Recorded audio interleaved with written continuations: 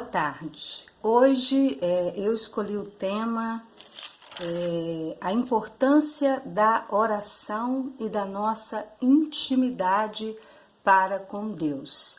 E para a gente fazer essa meditação, eu escolhi alguns trechos bíblicos, né, algumas leituras bíblicas que vão fundamentar a nossa reflexão. Primeiro eu escolhi o livro de Mateus, no capítulo 6, versículos 7 e 8, onde Jesus nos ensina a orar. E ao nos ensinar a orar, ele nos alerta para a importância da simplicidade, dessa intimidade do homem para com Deus. Ou seja, não precisamos usar palavras bem formuladas ou orações grandes, né? Mas orações que tenham sentido, fundamento e que expresse tamanha relação e intimidade com Deus. Nessa oração do Pai Nosso, a gente poderia falar primeiramente da primeira parte da oração, onde a gente inclina os nossos olhos ao nosso Pai, né? E nos mostra o seu projeto de salvação em nossa vida. O projeto de salvação de Deus em nossa vida, porque Ele é nosso Pai, Ele é soberano a tudo e a todos. E na segunda parte, nós então pedimos o sustento que nos é dado pelo Pai. E o Pai nos chama então a atenção para o relacionamento que nós estabelecemos com os nossos irmãos. Então, se nós queremos ser perdoados por Deus, nós também devemos perdoar as ofensas de nossos irmãos. Depois, no capítulo 26, versículo 39, 42 e 44, a gente faz uma referência a Jesus no jardim de Getsêmani, onde, repleto de tristeza, ele solicita aos seus discípulos que orem com ele, que vigiem com ele. E diante de todo o cansaço, né, os seus discípulos não se solidarizaram com Jesus e nem com sua dor, e eles então dormem. Então, aquele que sempre orou por nós, aquele que sempre pediu por nós, que foi Jesus Cristo, ele se encontra num momento solitário. No momento que ele mais precisava que os seus apóstolos não estiveram com ele, não vigiaram com ele. Então, Jesus, nesse momento, ele sabendo que se distanciaria do Pai, pela primeira vez, ele então orou e pediu a Deus: Pai, se não é possível que me livre desse cálice, faça a sua vontade e não a minha. E por 3 vezes Jesus repete as mesmas palavras. Aqui nós podemos sentir tamanha dor, angústia e sofrimento de Jesus no Getsêmani.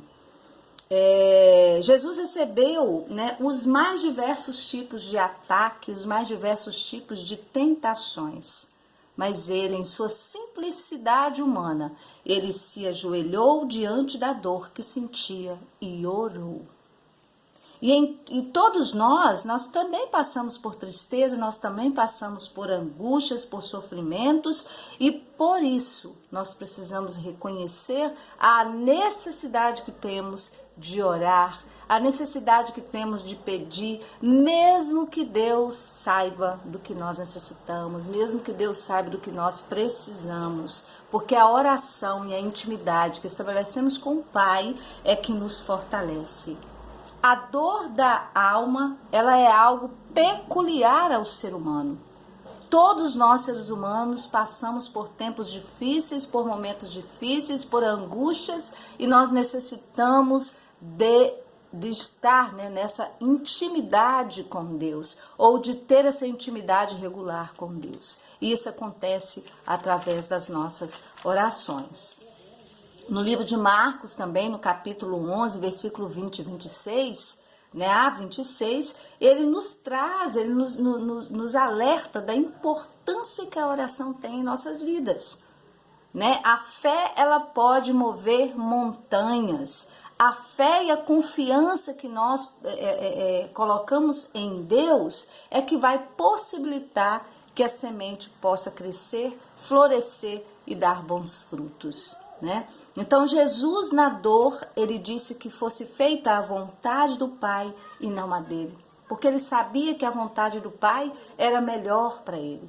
E sendo obediente, ele fez aquilo que, né, ele foi determinado a fazer.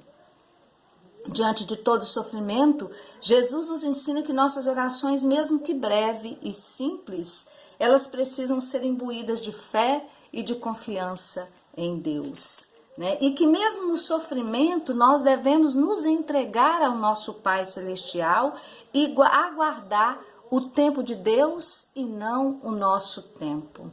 No livro de Apocalipse, no capítulo 4, versículo 8, né, que também nos remete à leitura de Isaías, capítulo 6, nos mostra que toda criatura de Deus deveria louvar a Deus e reconhecê-lo como todo-poderoso e Senhor da nossa história.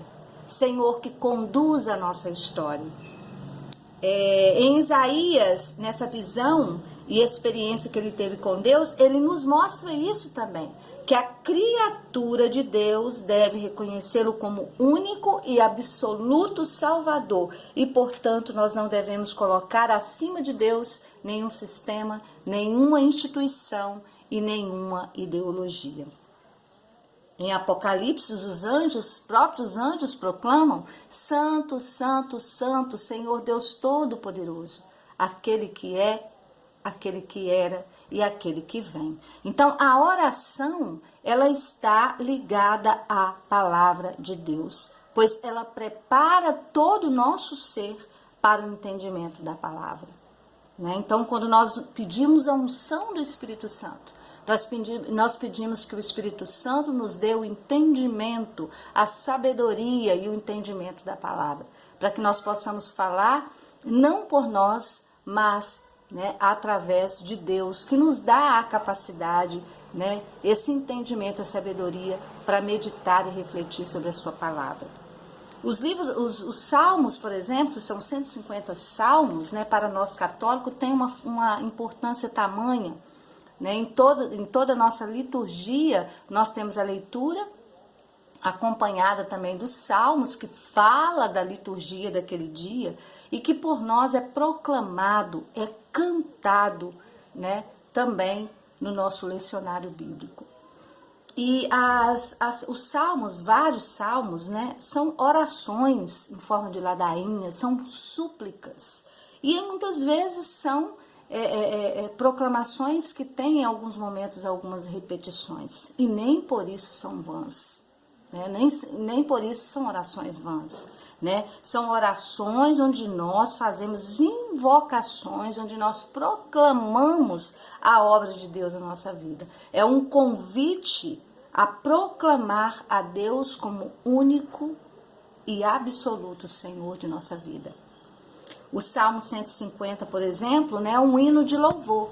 É o último salmo do livro de Salmos, começa no templo e nos mostra que em qualquer tempo, a única e exclusiva tarefa de nós, seres humanos, que somos criaturas de Deus, é louvar a Deus e reconhecê-lo como Senhor de nossas vidas.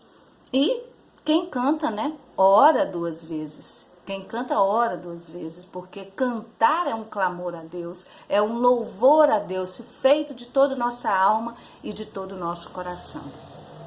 Então, é importante entendermos aqui a diferença que há entre orar e rezar.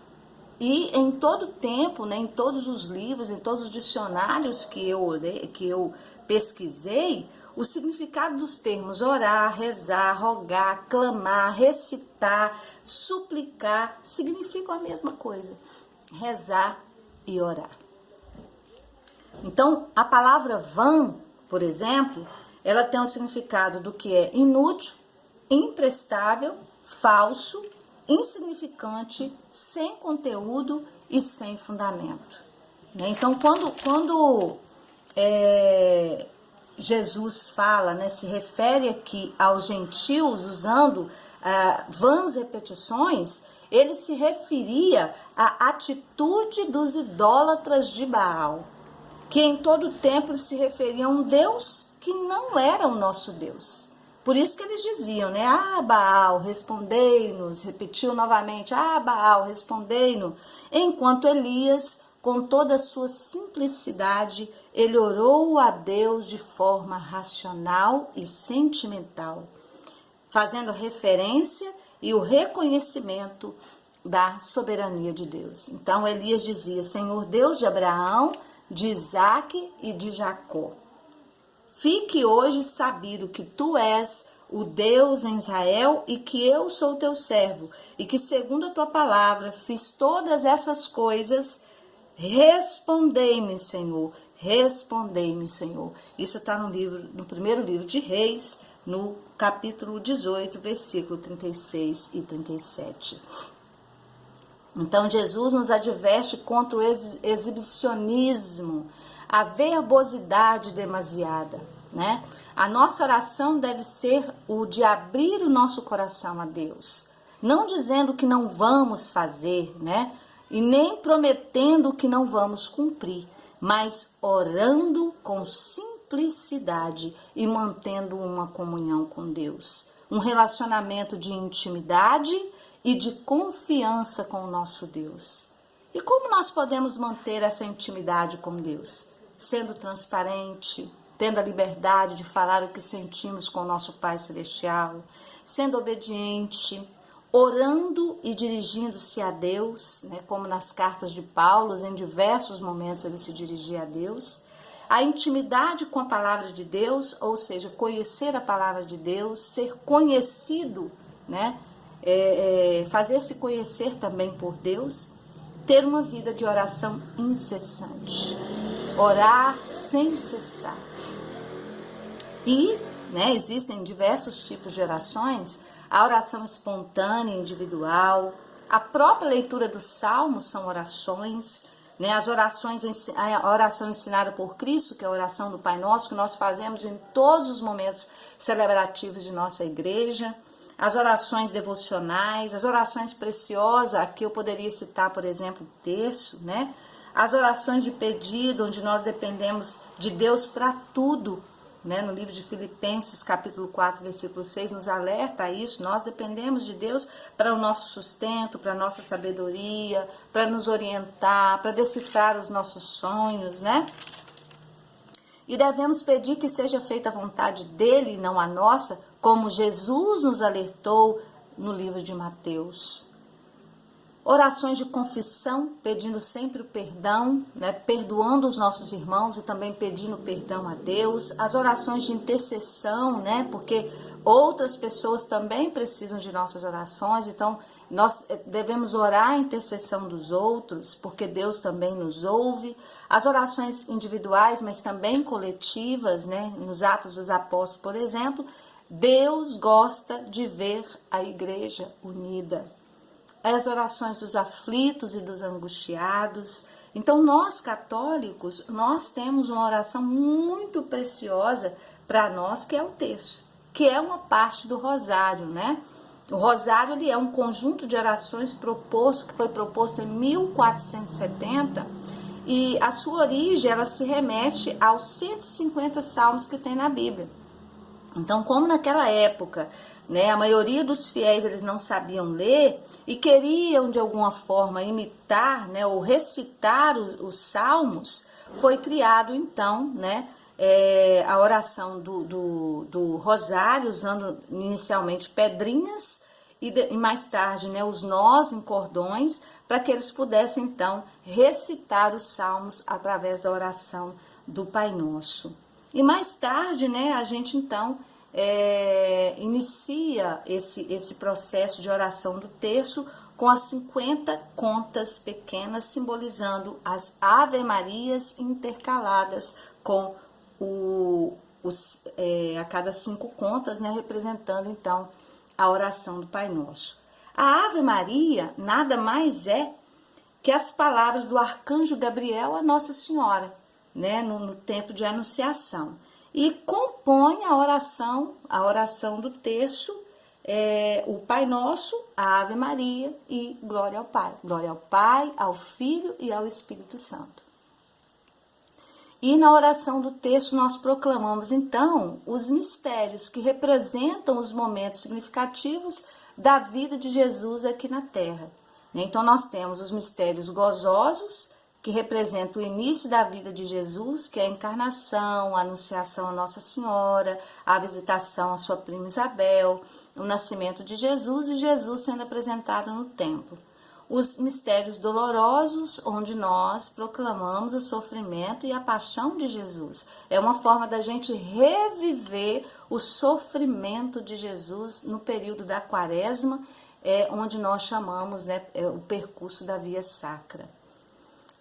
Os mistérios gloriosos, né, que já nos alegram com a ressurreição de Jesus. Aqui nós, enquanto cristãos, né, descobrimos novamente a razão da nossa fé, né? Nós então acreditamos que a ressurreição, né, que após a morte nós ressuscitaremos, né, em uma vida gloriosa junto ao Pai. E os mistérios luminosos, onde apresenta as principais passagens da vida de Jesus, da vida pública de Jesus, né? A sua infância, a sua vida em Nazaré, o seu batismo, os milagres que ele fez aqui, o anúncio do reino e, por último, a instituição da Eucaristia, que é o corpo e o sangue de Jesus que nós celebramos todos os domingos. Então, é impossível acreditar que orar ou rezar o texto com fé, com alma, com espiritualidade, possa ser algo inútil, sem fundamento e insignificante. Para nós, é uma arma de fé, é um remédio para a nossa alma que aumenta a nossa intimidade com Deus, né? Aumenta a nossa intimidade com o Pai, com o Filho e com o Espírito Santo. Então, para nós, a oração, né, que nós fazemos diante do Pai como pecador, reconhecendo como soberano e o nosso único Senhor, é um remédio para a nossa alma, né, e para a nossa intimidade com Deus. Então, fique na paz de Deus, em nome do Pai, do Filho e do Espírito Santo. Amém.